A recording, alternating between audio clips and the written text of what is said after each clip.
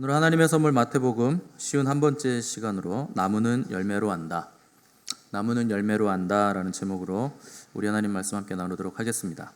신약 성경에서 가장 불쌍한 사람들을 꼽으라고 한다면 단연 바리새인과 서기관들입니다. 왜냐하면 이 사람들이 아예 믿지 않는 사람들이라면 뭐 그럴 수도 있겠거니 하겠는데 믿는 사람들 중에서도 가장 잘 믿고 가장 존경을 받는 자들이다 하는 말을 듣고 있는 사람들인데, 이들이 예수님의 책망과 심판의 메시지를 들었기 때문에 이 사람들이 아마 가장 불쌍한 사람들일 겁니다. 이런 비극적인 일들은 2000년 전 예수님 시대에만 있었던 일이 아니고 교회 역사 내내 이런 일들이 있어 왔고 우리 시대에도 여전히 이런 일들이 일어나고 있다 하는 것이죠.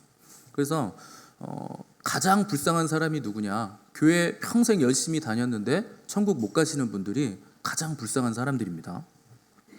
그래서 오늘 본문에서 주님은 왜 교회 다니는데 우리가 천국을 못 가는가 하는 원인에 대해서 한 가지를 말씀하셨는데, 거짓 선지자들을 삼가라. 양의 옷을 입고 너희에게 나아오나 속에는 노략질하는 일이라, 이렇게 경고 말씀을 하고 계십니다. 여러분, 주님이 경고를 하셨다는 것은 굉장히 이건 주의를 해야 된다는 뜻이고, 이 경고를 무시하면 경고에 있는 내용이 그대로 내가 뒤집어 쓰게 되는 내용이 될 수밖에 없기 때문에 우리는 주님의 경고의 말씀을 주의 깊게 봐야 됩니다. 주님께서 지금 마태복음 5장부터 7장에 이르는 산상수훈의 중요한 말씀을 다 하시고 난 다음에 마지막에 좁은 문으로 들어가기를 권면하신 다음에 바로 거짓 선지자들을 주의하라 이렇게 경고의 말씀을 주셨다는 것은, 우리가 좁은 문, 좁은 길로 가지 못하게 하는 원수가 누구냐면 교회 밖에 있는 사람들이 아니라, 마귀가 아니라 교회 안에 있는 거짓 선지자들이 우리로 하여금 좁은 문으로 들어가지 못하도록, 좁은 길을 걸어가지 못하도록 만드는 사람들이라 하는 경고 말씀을 하시는 겁니다. 그럼 우리는 선지자는 누구고 거짓 선지자는 누구인가 하는 것을 우리가 먼저 살펴보는 것이 중요하겠죠. 보통 우리가 선지자라고 하면 뭐 하나님의 특별한 소명을 받아서 미래의 일을 예언하는 사람 정도로 우리가 생각하기 쉬운데, 뭐 당연히 미래의 일을 예언하는 것도 선지자의 직무 중에 있는 것은 맞습니다. 그런데 그건 아주 극히 일부분이죠. 그 선지자의 중요한 직무는 현재 하나님의 백성들의 신앙과 삶의 문제를 다루면서 우리가 어떻게 살아야 되는가, 그리고 우리가 무엇을 교정해야 되는가, 그리고 하나님과의 올바른 관계를 우리가 회복하기 위해서 하나님의 백성답게 어떻게 해야 잘 살아갈 수 있겠는가 하는 것을 선포하는 사람이 바로 선지자죠. 그것이 선지자의 직무입니다. 또 우상을 척결하고 배도의 흐름에서 벗어나 하나님께로 돌아오라고 촉구하는 사람이 바로 선지자들이 하는 일이죠. 그럼 이런 질문이 생기죠. 오늘날에도 선지자가 있는가, 사도와 선지자가 존재하는가 하는 질문을 해봐야 되겠죠. 결론적으로 말씀드리면 사도와 선지자의 역할과 기능은 존재합니다. 그런데 직분 자체는 존재하지 않습니다. 오늘날에도 사도가 있다고 하시는 분들 계세요. 이제 그분들을 이제 우리가 신사도 운동 하는 사람들이라고 부르잖아요. 근데 이제 신사도 운동은 완전히 잘못된 운동입니다. 왜냐하면 새로운 사도들이 이 시대에도 있다 하는 거예요. 그래서 그 사도들이라고 그들이 일컫는 사람들이 있는데, 그러면은 사도라면 전 교회가 그들에게 공의 보편적으로 다 순종을 해야겠죠. 사도니까. 근데 오늘날에는 그런 사람들이 없다는 것이고, 또 그 사람들이 정말 사도라면 성경을 기록하셔야 돼요. 이게 결정적으로 오늘날에 사도가 없는 이유입니다. 사도들은 예수님과 함께 다니면서 그분의 말씀을 직접 배우고 가르침 받았기 때문에 얼마든지 구약 성경의 저자들과 같은 권위를 가지고 있는 자들이에요. 그런 사람들이 성경을 기록한 사람들인데, 오늘날에 사도와 선지자가 있다 그럼 그 사람들이 성경을 기록할 수 있다는 얘기인데, 성경은 이미 정경으로서 완성이 끝났기 때문에 오늘날에는 사도와 선지자가 존재한다고 말할 수는 없는 겁니다.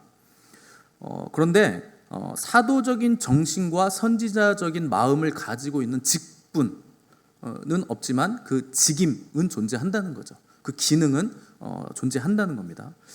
그래서 성경에 보시면 교회는 사도와 선지자들의 터 위에 세워졌다 그러잖아요.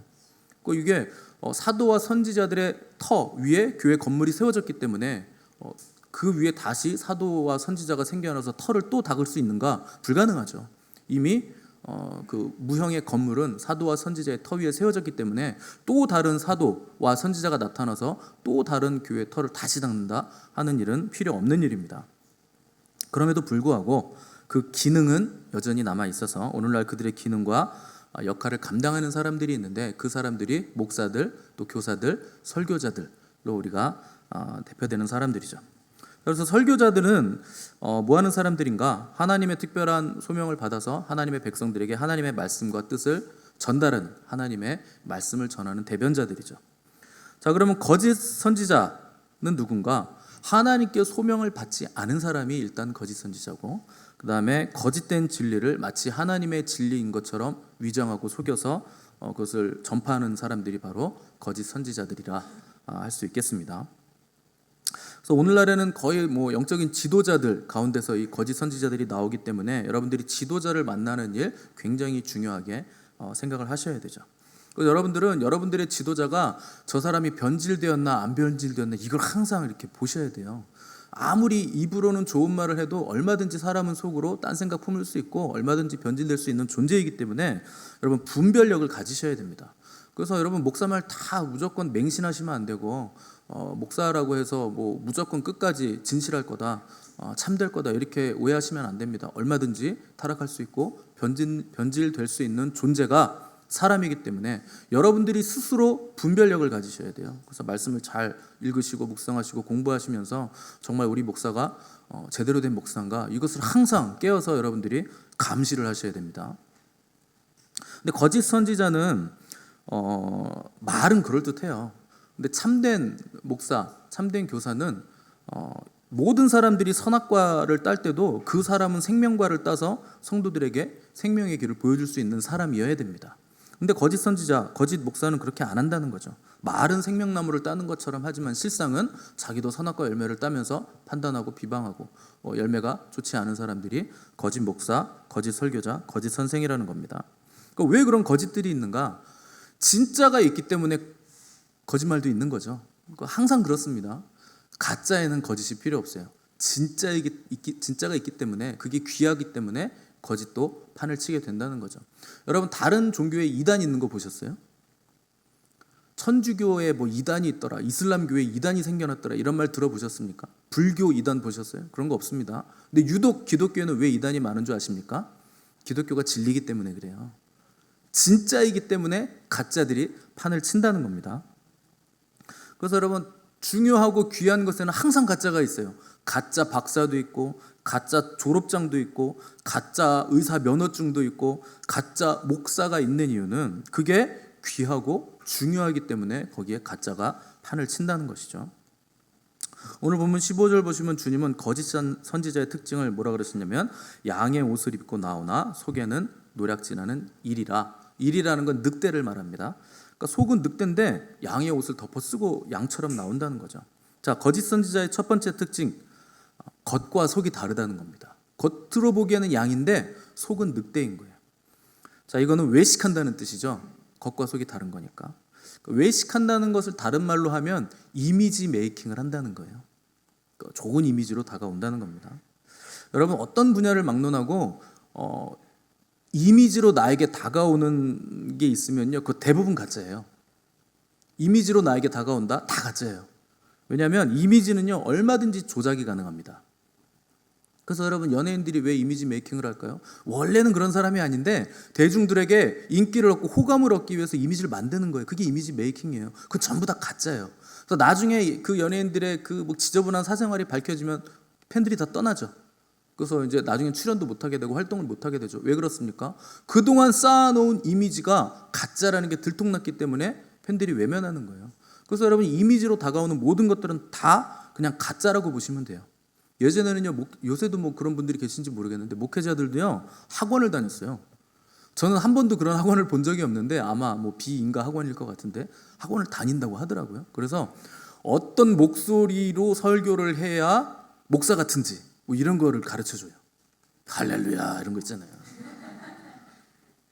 제가 제일 못하는 게 그런 건데 아무튼 그런 거, 그리고 어떻게 강약을 조절해야 되고 기도할 때는 어떻게 해야 되는지 이걸 배운다고 하더라고요. 놀랍습니다. 그런 걸 배운다는 것 자체가 너무 놀라운데, 근데 그렇게 해야 교인들이 모인다고 생각을 하는 겁니다. 근데 그걸 좋아하는 교인들이 있다는 뜻이죠. 당연히 어떤 영역에서는 매너가 필요하긴 하죠. 이미지가 필요하긴 하겠죠. 근데 영적인 것, 특별히 목회는요 매너나 이미지로 하는 거 아닙니다. 기도와 말씀으로 하는 것이고 거룩과 진리로 하는 거예요. 근데 그걸 어떤 이미지를 가지고 한다? 굉장히 거짓된 목회를 한다는 것이죠. 예전에 저희 어렸을 때는 아줌마들 춤바람 나게 하는 그 제비족들이 있었거든요.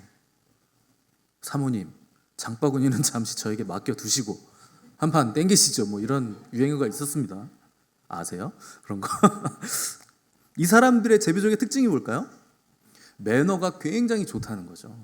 그러니까 이 집에 있는 그 왼수 같은 남편은 나에게 한 번도 그렇게 해준 적이 없는데 이 제비족들은 나에게 너무나 젠틀하게 매너 있게 너무 귀하게 여겨준다는 거죠. 그러니까 속는 줄 알면서도 얘가 내 돈 빼먹으려고 하는 거인 줄 알면서도 그게 좋으니까 끌린다는 거죠. 얼마나 볼수록 기분 좋고 예의 바르고 인간미 넘치고 누님 막 이러면서 막 앵겨 붙으니까 얼마나 좋습니까? 원래 여러분 가짜가 진짜보다 아름다워요. 훨씬 아름답습니다. 여러분 산에 가면 비 오고 나면 버섯이 있잖아요. 먹는 버섯은 못생겼잖아요. 흑백이잖아요. 근데 독버섯은요 굉장히 아름답습니다. 못 먹는 거예요. 먹으면 죽습니다. 원래 그런 거예요. 그래서 여러분 뭐든지 처음 봤을 때 지나치게 매너가 좋고 지나치게 좋으면요 여러분 의심해 보셔야 돼요. 왜 그렇게 나한테 좋게 하겠습니까? 나한테 있는 거 뭐 빼먹으려고 그러는 거지. 그래서 제가 항상 강조하잖아요. 누가 이것만 투자하면 떼돈 번다고 투자하라 그러잖아요. 100% 사기꾼이에요. 그렇게 좋으면 지가 뭐 빚어서라도 투자하지 왜 남한테 알려줍니까? 그 좋은 걸. 내 돈 뺏어가려고 하는 거죠. 근데 바보같이 또 거기다 돈을 넣어요 사람들이. 그럼 다 잃는 거예요. 다 사기꾼입니다. 그래서 가짜들은요 진짜처럼 보이기 위해서 굉장히 매너가 좋고 좋은 말을 하고 너무 지나치게 좋은 거를 제공을 해줘요. 처음에는. 그거보다 더 큰 걸 얻어가기 위해서. 여자분들도 그 화장하실 때 지나치게 하시면 안 돼요. 적당히 이렇게 품위 있게 하셔야지. 막 입술 쥐잡아먹은 것 같이 빨갛고 막 눈은 한 대 맞은 것처럼 퍼렇고 막 이렇게 하고 오시면 그 이상한 거예요. 뭔가 의도가 이상한 겁니다.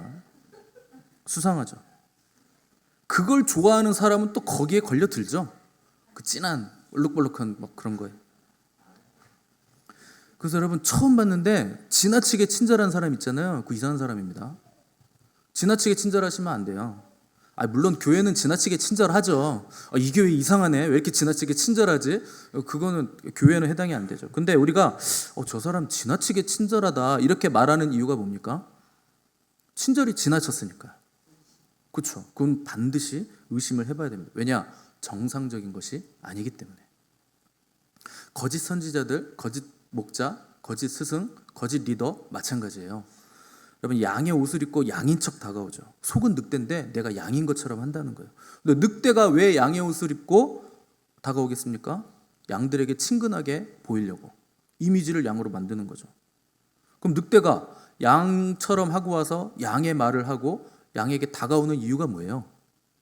늑대가 양에게 왜 다가오겠습니까? 한 입에 꿀꺽 잡아먹으려고요. 늑대는 양을 먹어요. 그래서 먹으려고 오는 거예요. 근데 양처럼 울고 양처럼 착하게 보이고 양탈을 뒤집어 쓰고 쉽게 접근하고 소통하기 위해서 다가오지만 목적은 하나죠. 양을 잡아먹기 위해서 늑대는 오는 거죠. 이게 거짓 선지자의 첫 번째 특징. 이미지 메이킹을 하고 양처럼 다가오고 순진하게 그리고 친절하게 그리고 우리를 현혹시킬 어떤 미끼를 가지고 다가온다는 겁니다. 자, 두 번째 거짓 선지자의 특징. 사람들을 넓은 길로 넓은 문으로 이끌어간다 하는 것이 거짓 선지자의 특징입니다. 우리 지난주에 생명이 있는 길은 좁은 문, 좁은 길이다. 좁고 협착하다 하는 주님의 말씀을 우리가 살폈는데 거짓 선지자들은요 사람들을 좁은 문으로 데리고 가지 않아요. 쉽고 편한 길, 넓은 길 이런 데로 데리고 간다는 거죠. 여러분 이걸 반드시 기억하셔야 됩니다. 거짓 선지자, 거짓 설교자들의 가르침에는요 좁은 문, 좁은 길 없어요. 심판의 메시지 없습니다. 천국과 지옥에 관한 메시지 없어요. 그래서 우리의 삶의 자리에서 일어나는 모든 문제들의 원인에 대해서 그럴 수 있어. 사람은 다 그래. 사회가 잘못된 거야. 이 사회가 병들고 잘못됐어. 혹은 제도와 정권이 잘못됐어. 이러면서 남 탓을 해요. 아닙니다, 여러분. 우리의 모든 문제들은 왜 일어납니까? 죄 때문에 일어나요.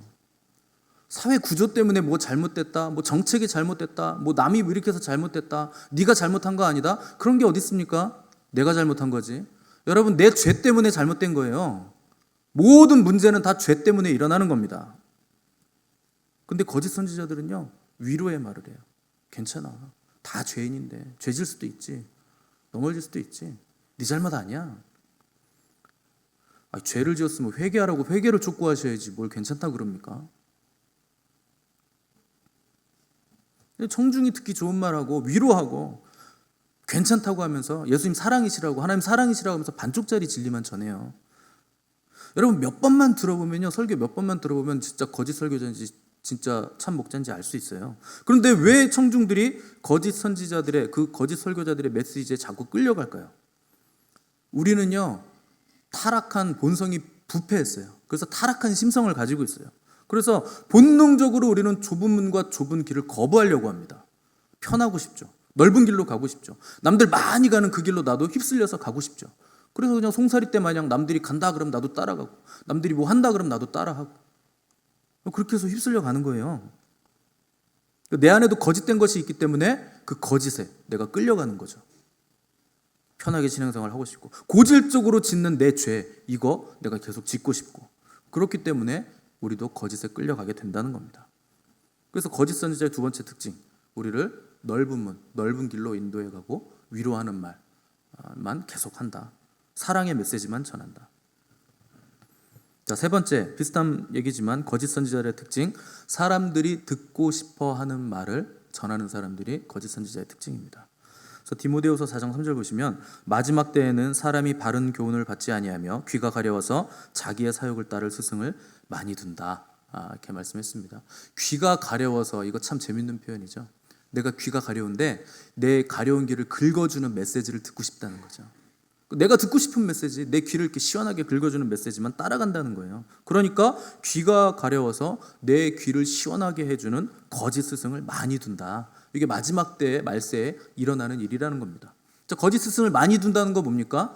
이 사람한테 가서 이 얘기 듣고 저 사람한테 가서 저 얘기 듣고, 내가 듣고 싶은 얘기하는 사람이라면 얼마든지 나는 가서 들어줄 용의가 있다. 그러니까 여기저기 막 옮겨 다닌다는 거예요. 거짓 스승들은요, 양들을 꼬드겨가지고 뭐 이렇게 헌금이라도 좀 빼먹고 나한테 충성하게 만들려고요, 그 사람들이 듣고 싶은 얘기 해줍니다. 막 예언도 막 해주고 잘 될 거라고 해주고, 내가 너를 큰 뭐 지도자로 세운다 막 이런 말도 막 해주고, 막 꼬드기는 거예요. 이런 일들은요, 구약 성경에서도 얼마든지 있었어요. 그 애굽의 포로였던 이스라엘이요, 그 모세가 이제 출애굽하면서 자유인이 되죠. 그러다가 왕조 기간까지 쭉 가면서 500년 동안 이스라엘 나라가 유지되다가 500년 후에 바벨론에게 이제 남유다까지 완전히 멸망을 하게 돼서 다시 포로가 되죠. 포로였다가 자유인이 됐다가 다시 포로가 됩니다. 이 격동의 시간을 보내게 됐는데, 그때 이스라엘이 바벨론에 멸망한다라고 예언했던 선지자가 예레미야죠. 예레미야가 이제 포로로 끌려간 백성들에게, 너희들 거기 바벨론에 가면 거기서 최선을 다해서 살아라. 거기서 밭도 일구고 사업도 비즈니스 기반도 다지고 거기서 결혼해서 잘 살아야 된다. 왜냐하면 하나님이 바벨론 포로 기간을 70년으로 정하셨다. 70년 지나야 너희들 이스라엘 땅으로 돌아오게 될 거니까 거기서 기반 잡아서 하나님께 예배하고 기도하면서 평안하게 살 수 있도록 구해라. 거기서 70년 있어야 된다. 이렇게 예언을 합니다. 그런데 예루살렘에요, 그 예레미야 말고 하나냐라는 또 다른 선지자가 예언을 했습니다. 근데 그 사람이 뭐라고 예언을 했냐면, 포로로 지금 끌려가긴 하지만 2년 만에 우리는 다시 돌아온다. 그리고 2년 만에 이스라엘은 회복될 거다. 그리고 느부갓네살 왕이 지금 가져갔던 모든 성전 기명들, 예루살렘에 있던 기명들 2년 만에 다시 우리가 다 가져오게 될 거다. 이렇게 거짓 예언을 하나냐가 합니다.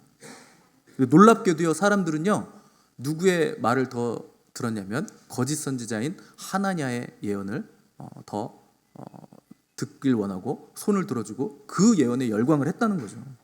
왜 거기에 열광을 했겠습니까?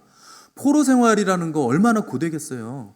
1년만 해도 쉽지 않은데 그걸 70년이나 한다고 예레미야가 선포하면서 하나님의 말씀이라고 하니까 이걸 믿고 싶지가 않은 거예요. 근데 하나냐라는 선지자는 아니다. 2년 만에 우리는 돌아온다. 2년 만에 우리 나라 다시 회복된다. 하나님 우리를 그렇게 하나님의 나라니까 다시 일으켜 세워주실 것이다. 이렇게 자기 생각을 그냥 예언이랍시고 했다는 거죠.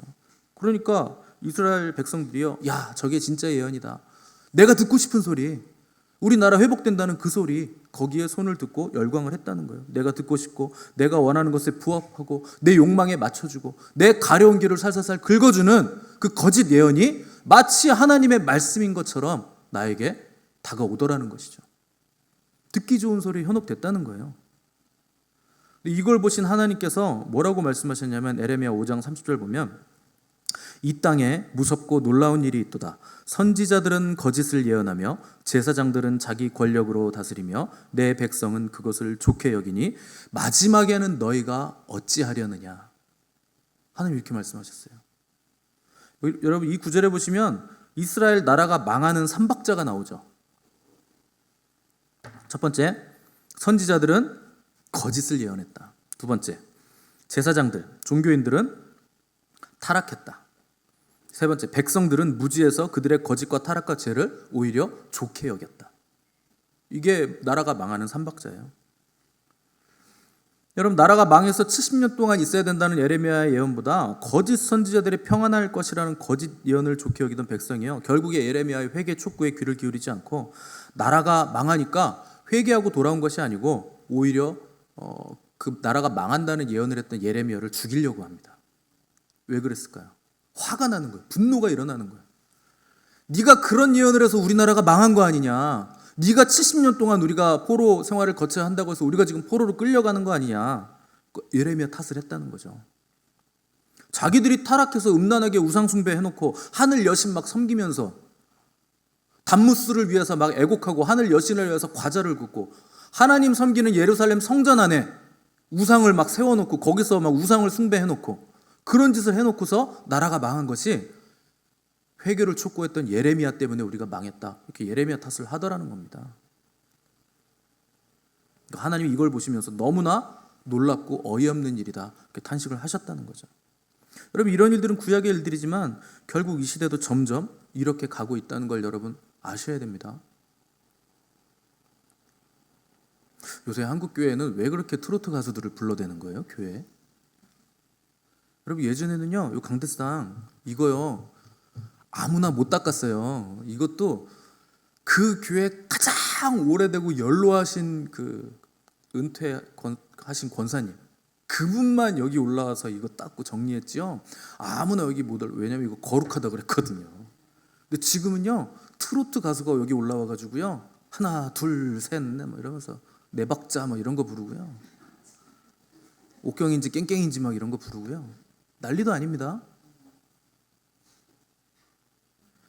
여러분, 그거요 아무것도 아닌 일 같으시죠? 하나님 그 가증히 여기시는 거예요. 예루살렘 성전에 우상 세운 거랑 똑같은 짓을 하는 거예요. 그 트로트 가수들 오면요, 그 가수들 팬들도요 교회 다 따라 들어와요. 그리고서 앞에서 막 돌아가면서 춤춥니다. 막 난리가 나는 거예요. 그게 이 우상 숭배랑 뭐가 다릅니까? 하나님 예배하는 곳에서 왜 세상을 예배합니까? 왜 마귀를 예배합니까? 그렇게 해서 전도한다 한들 하나님 그거 기뻐하시나요?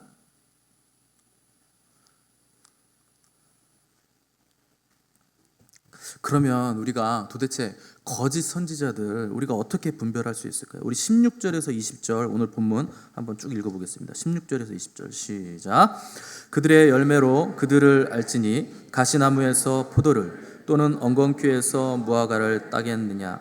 이와 같이 좋은 나무마다 아름다운 열매를 맺고 못된 나무가 나쁜 열매를 맺나니 좋은 나무가 나쁜 열매를 맺을 수 없고 못된 나무가 아름다운 열매를 맺을 수 없느니라. 아름다운 열매를 맺지 아니하는 나무마다 찍혀 불에 던져지느니라. 이러므로 그들의 열매로 그들을 알리라. 아멘. 여러분, 어떤 열매를 맺느냐, 어떤 일을 하고 있느냐가 그 사람의 됨됨이, 그 사람이 진짜인가 가짜인가를 구분해 주는 거예요. 그 교회가 진짜인가 가짜인가를 구분해 준다는 거예요. 열매라는 거 뭡니까? 행실이죠. 그 행실이 어떤가를 보라는 거죠. 그들의 삶에 거룩한 영향력이 있는가를 보라는 거예요. 왜냐하면 마음이 깨끗하면 행실도 깨끗할 것이기 때문에 기다려보면 그들의 열매를 우리가 눈으로 확인할 수 있는 날이 온다는 겁니다. 그래서 주님은 요한복음 15장 4절에서 가지가 포도나무에 붙어있지 아니하면 스스로 열매를 맺을 수 없음같이 너희도 내 안에 있지 아니하면 그러하리라 이렇게 말씀하셨어요. 자, 가지가 나무에 붙어있어야 된다 하는 건 주님과의 관계성을 말하는 거예요. 주님과 내가 관계성, 내가 그분을 알고 그분도 나를 알고 내가 그분 안에 거하고 그분이 내 안에 거하는 것, 그게 뭡니까? 영생이죠. 영생은 뭡니까? 살아계신 하나님과 그의 보내신 자 예수 그리스도를 아는 것입니다. 이게 주님이 우리에게 말씀하신 영생의 정의예요. 영생은 주님을 아는 거예요. 내가 주님 안에 거하고 주님이 내 안에 거하는 거. 유대인들에게 안다는 개념은 머리로 아는 거 아닙니다. 경험적으로 알고 체험적으로 알고 부부가 서로를 속속들이 아는 것처럼 한몸됨으로 아는 것을 안다 그러는 거예요. 그게 영생이죠. 그러니까 가지가 나무에 붙어 있어야 한다. 관계성을 말하는 것이기 때문에 어떤 사람이 주님과의 그 영생의 관계 안에 정말 들어가 있는 사람이라면 그 사람은 반드시 삶 가운데 삶의 열매를 맺는데 어떤 열매를 맺겠습니까? 성령의 열매를 맺는 거예요. 그 성품의 열매를 맺는 거예요. 사랑, 희락, 화평, 인내, 자비, 양선, 충성, 온유, 절제함의 열매들이 그의 삶의 자리에서 성품적으로 계속 맺어지게 된다는 겁니다. 그걸 보라는 거죠. 생명은 살아있기 때문에 반드시 그 속성상 열매를 맺게 돼 있다는 겁니다. 열매를 어떻게 맺습니까? 말씀을 육신으로 입을 때 그 열매가 맺어지는 거예요. 듣기만 하는 게 아니고 우리가 삶 속에서 그 말씀을 육신으로 살아낼 때 우리 안에 그 성품의 열매들이 하나님의 아름다운 열매들이 맺혀진다는 거죠. 그래서 하나님의 신실한 종들은요, 하나님의 말씀을 따라 움직이는 거예요. 그래서 말씀을 따라 방주도 짓고, 말씀을 따라서 성막도 짓고, 말씀을 따라서 인간의 생각이나 환경적인 요인이 아니라 하나님의 말씀으로 의를 이루고 구원을 이루는 사람들이 하나님의 사역자들입니다. 오늘날에도 마찬가지죠. 인간적인 방법이 아니라 하나님의 말씀을 선택하는 사람, 그가 참된 목자라는 거예요. 그가 참된 리더고 참된 스승이고 참된 목사라는 겁니다. 우리가 그 사람들이 선택하는 것은요, 항상 좁은 길이죠. 좁은 문이죠. 그래서 쉬운 길과 어려운 길이 있을 때요, 대부분 어려운 길을 선택할 수밖에 없어요. 왜냐하면 하나님의 방법은 그렇게 많은 사람들이 가는 그 방법을 쓰시지 않습니다. 좁은 문으로 가야 되고 좁은 길로 가야 돼요. 그래야 열매를 맺을 수 있기 때문에. 그래서 여러분, 신앙생활을 너무 나이브하게 하시면 안 돼요. 쉽게 생각하시면 안 됩니다. 저도요, 여러분들 신앙생활 하실 때요, 기쁜 일만 있으면 좋겠고 항상 즐거우셨으면 좋겠어요. 얼마나 좋겠습니까? 진짜 하나님이 사랑이시기만 하면 저는 너무 좋을 것 같아요. 얼마나 좋습니까? 사랑의 하나님. 근데 여러분, 정말 하나님이 사랑이시라면 예수님이 십자가에서 죽으실 이유가 없어요. 사랑이신데 왜 자기 아들을 죽이십니까? 여러분, 속지 마시기 바랍니다. 하나님은 사랑이시기만 하신 분이 아니에요. 하나님 사랑만 주구장창 강조하는 목사는 거짓 목사예요. 하나님은 공의의 하나님이세요. 이 사랑과 공의 두 기둥이 있지 않으면 하나님의 속성은 반쪽짜리 속성입니다. 죄의 삭은 사망이에요. 누구도 이걸 피해갈 수 없습니다. 그래서 이 사망, 공의의 집행을 위해서 우리 예수님이 우리를 위해서 대신 죽으신 거예요. 그만큼 우리를 사랑하시기 때문에 야, 내가 죽으면 죽었지 너희 죽는 건 내가 못 보지. 그래서 죽으신 거예요. 지금은 은혜의 시대고 구원의 날이죠. 얼마든지 여러분 회개하시면 죄에서 우린 구원받을 수 있습니다. 그런데 회개하지 않으면 여지없이 우리가 만나는 하나님은 어떤 하나님입니까? 공의의 하나님이죠. 예수 그리스도 안에 있지 않으면 우리가 만나는 하나님은 사랑의 하나님 아니에요. 죄를 정죄하시고 사망을 선포하시는 공의의 하나님을 만나게 됩니다. 누구도 살아날 자가 없어요. 그래서 우리가 예수 그리스도 안으로 들어가야 되는 거예요. 그 안에 있을 때만 우리가 하나님의 사랑을 만날 수 있기 때문에. 한 번 죽는 것 사람에게 정하신 겁니다. 그 외에는 반드시 심판이 있습니다. 모든 선지자들과 사도들이 장차 임할 이 심판에 대한 진리를 전했어요. 교회사 안에서도 요한 웨슬리라든가 조지 휘필드라든가 조나단 에드워즈 같은 사람들은요, 하나님의 무서운 심판을 선포하면서 백성들에게 회개를 촉구했습니다. 그래서 그들의 설교를 들은 사람들은요, 그 하나님의 심판이 너무나 두려워서 벌벌 떨었어요. 그래서 며칠 동안, 몇 주 동안, 심지어 몇 달 동안 괴로워하면서 고통스러워하다가 그 과정 중에 철저히 회개하고 구원의 은혜를 경험하면서 눈물을 흘리곤 했었습니다. 그게 역사적으로 교회사 내내 있었던 일이에요. 그런데 거짓 선지자들은 그렇지 않아요. 진리의 물을 탑니다. 반쪽짜리 복음을 전하는 거예요. 다 괜찮다는 거예요. 하나님은 심판의 하나님이 아니고 사랑의 하나님이라는 거예요. 여러분, 저도 말씀을 전하는 입장에서 여러분들한테 좋은 말만 해주면 좋아요. 편해요. 격려하는 말, 위로하는 말 얼마나 좋습니까? 다 잘 될 거예요. 괜찮아요. 하나님 사랑하세요. 좋죠? 근데 그건 직무유기잖아요. 여러분, 저는 말씀을 전할 때 얼마나 두렵고 떨리는지 모릅니다. 가장 두려운 게 뭔지 압니까? 제가 말씀을 전해놓고 그 말씀대로 못 살까 봐. 또 다른 사람들은 다 구원해놓고 저는 구원받지 못할까 봐, 타락할까 봐. 그게 제일 두려워요. 어쩌다 한 번 정도는 뭐 실수할 수 있고 넘어질 수 있겠죠. 그래, 사람인데 실수할 수도 있지. 뭐 그럴 수도 있겠습니다만은 그게 한 번, 두 번, 세 번 습관이 되면 결국 저는요 외식을 해야 됩니다. 계속 그런 상태고 하면 그냥 외식을 해야 돼요. 성령 충만하지도 않으면서 성령 충만한 척. 하나님이 함께 하시지도 않으면서 지금 하나님이 함께 하시는 척. 그 목사들이 그렇게 외식하는 사람들이 얼마나 많은 줄 아세요? 그게 아무렇지도 않게 될 때 그때 거짓 목자, 거짓 교사, 거짓 스승이 되는 거죠. 목회를 해보면 여러분 거짓 목사 되는 거 굉장히 쉬워요. 거짓 설교하는 거 얼마나 쉬운지 몰라요. 듣기 좋은 말, 위로하는 말, 칭찬하는 말 많이 해주고 똑똑한 논리 구조와 언변을 가지고 성경을 희박하게 막 잘게 쪼개고 풀어내면 사람들이요, 아, 그 목사님 좋은 목사님이야, 그 목사님 설교 좋아, 막 이렇게 칭찬합니다. 여러분, 성경 잘 쪼개서 가르치면 좋은 목사입니까? 사람이 성경 쪼개는 거 아니에요. 성경 말씀이 우리를 쪼개는 거예요. 뭘 성경을 자꾸 좁니까? 말씀이 좌우의 날성검이 돼서 우리의 혼과 영과 골수를 찔러 쪼개고 가르는 거예요. 참 목자는요, 말씀을 통해 양들의 심령 골수를 쪼갭니다. 영과 혼과 육을 갈라놔요. 왜요? 혼과 육이 자꾸 붙어서 야합해서 세상으로 끌고 가니까 혼과 육을 갈라서 떨어뜨리는 거예요. 그래서 혼이, 우리의 생각이 영의 말씀에 붙도록 갈라놓는 작업을 말씀이 해주시는 거예요. 그래서 말씀은 좌우의 날선검입니다.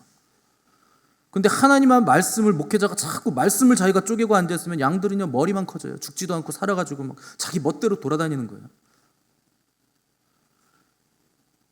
여러분, 양들의 목적지는 어디입니까? 제단 위에요. 여러분들 제단 위로 올라가시는 게 여러분들의 목적지예요. 하나님께 드려지는 거룩한 산제사가 되는 거.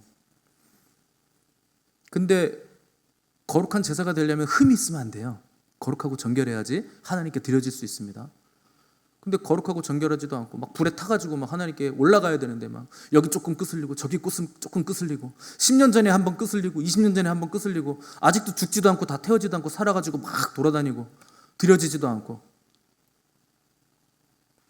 여러분, 그러시면 안 돼요. 말씀에 완전히 찔러서 쪼개물 받으시고 양심이 화염 맞으시지 않도록 양심의 가책을 받으시고 내가 한 주 동안 어떤 하나님 앞에서 잘못된 거 있으면 늘 회개하시고 거룩함과 정결함을 유지하기 위해서 여러분 피 흘리기까지 죄와 싸우셔야 되고 여러분들이 그렇게 사시도록 인도하는 것이 제가 해야 되는 일인 겁니다. 우리 교회는 설교가 대략 40분에서 45분 정도인데요. 어떤 교회들은요 20분 이상 설교하면요 나가버려요. 길다고. 모르죠. 여러분도 제가 한 1시간 정도 채우면 나가버리실지. 여러분 생각해 보세요. 여러분 한 주간 내내 세상에서 사시죠. 그 일주일에 20분 설교 들어가지고 여러분 영혼이 깨끗해집니까? 내 세상에서 살다가 교회랍시고 하루 와가지고 20분 설교 길다고 나가버리면 여러분 거룩해지십니까? 양심이 회복이 되세요? 죄가 깨달아집니까? 우리 안에 견고한 진이 얼마나 견고한데 여러분 그거 깨뜨리려면 말씀 매일매일 들으셔야 돼요. 그거 듣기 싫다고 안 들으면 어떻게 걸어주고 어떻게 거룩해지고 어떻게 구원의 그 좁은 문으로 들어갑니까? 그 사람의 마지막이 어떻게 되겠습니까? 너무 안타까운 거예요. 전하는 사람의 열매도 중요하지만 듣는 사람의 열매도 중요한 겁니다. 여러분들이 죄에 대한 설교를 안 들으면 어떻게 죄를 회개합니까? 여러분 천국에 관한 설교를 들으면 천국 갈 것 같으세요? 지옥에 관한 설교를 들으면 천국 갈 것 같으세요? 지옥에 관한 설교를 들어야 천국 가시는 거예요. 천국은 우리에게 별로 알려진 게 없어요. 믿음은 들음에서 나기 때문에 여러분 계속 들으셔야 되는 겁니다. 근데 거짓 복음, 물탄 복음 계속 들으면 내 믿음도 거짓 믿음, 내 믿음도 내가 가지고 있는 복음도 물탄 복음이 되는 거예요. 여러분 말씀을 듣기를 즐겨 하셔야 되고 내 죄를 계속 깨닫게 해주는 회개를 촉구하는 설교를 계속 들으셔야 돼요. 그래야 여러분들이 주님께 딱 붙으시는 거예요. 가지가 열매를 어떻게 맺습니까? 나무에 딱 붙어야 열매를 맺는 거죠. 주님이 모든 것 되십니다. 여러분 믿으시기 바랍니다. 다른 건 다 헛개비예요. 세상에 있는 거 뭐 아무리 좋은 것도 다 헛개비예요. 주님만이 실상이시고 주님만이 계신 분이세요. 여러분들이 정말 실상이 되시려면 주님께 붙으셔야 돼요. 그거 아닌 건 다 헛개비인 거예요. 주님이 함께 하시면 우리는 태산 같은 세상도 이길 수 있는 것이고 홍해 바다도 가를 수 있는 것이고 거친 파도 위도 베드로처럼 우리는 걸어갈 수 있게 되는 거예요. 사람이 어떻게 무리를 걸어갑니까? 주님이 계시면 가능한 거예요. 불가능한 일을 행하시고 죽은 자도 일으키신다고 여러분 예배 전에 찬양하셨잖아요. 그를 이길 자 아무도 없다고 여러분 찬양하셨잖아요. 입으로는 그렇게 찬양하면서 삶으로는 그렇게 살지 않는 거, 그게 외식이에요. 목회자만 외식하는 거 아닙니다. 성도들도 그렇게 외식을 하는 거예요. 내가 고백하는 찬송, 내가 앞에서 드리는 기도, 그것과 다른 삶을 사는 거, 그게 외식이에요. 주님께 붙으시기 바랍니다. 주님 계신데 뭐가 두려우세요?